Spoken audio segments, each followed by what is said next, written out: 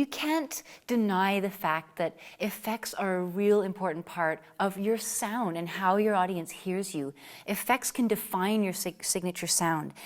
And even if you're going after a really acoustic, natural sound, you still have to make decisions about a preamp and about how you set your EQ.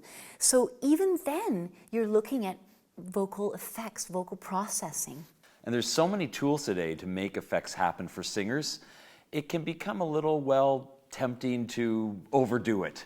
So we've asked our resident vocal effects expert, Tom Lang, to share with us some of the no-nos when it comes to vocal effects. Yeah, you know, I hate to call them effects fails. I think people love to use their effects and, you know, they just bought a new effect, you know, they want to use it and use that sound. I love that enveloping sound. It sounds so huge.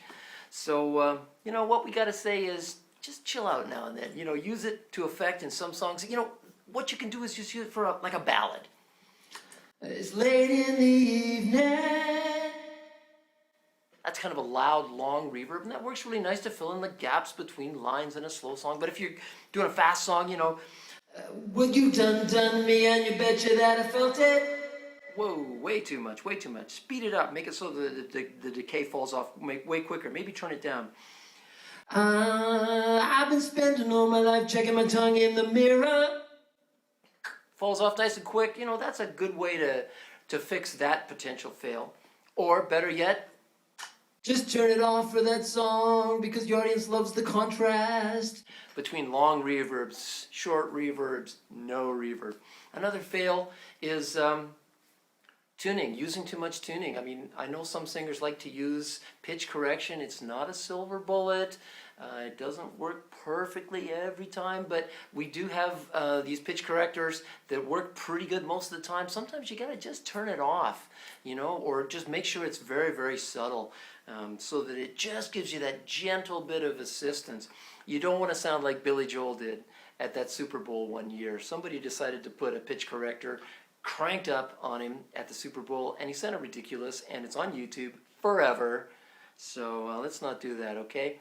But anyway, go out there and have fun with those units. Just don't overuse them. When we did our survey of singers for the Ultimate Guide to Singing, we found that quite a lot of singers out there are really unsure about whether or not they can start to take charge of their own sound.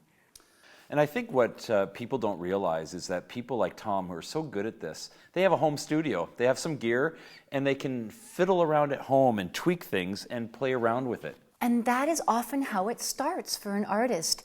You can get a simple PA set up at home that will include some kind of vocal processing unit. And then in the privacy that you have with no one watching you, you can just fiddle around and turn this way up. What does that sound like? Or turn this down. What does that sound like? And that's when you begin to become comfortable with taking charge of your sound. So have more fails at home so there's less on stage. Exactly. Like, get it out of your system.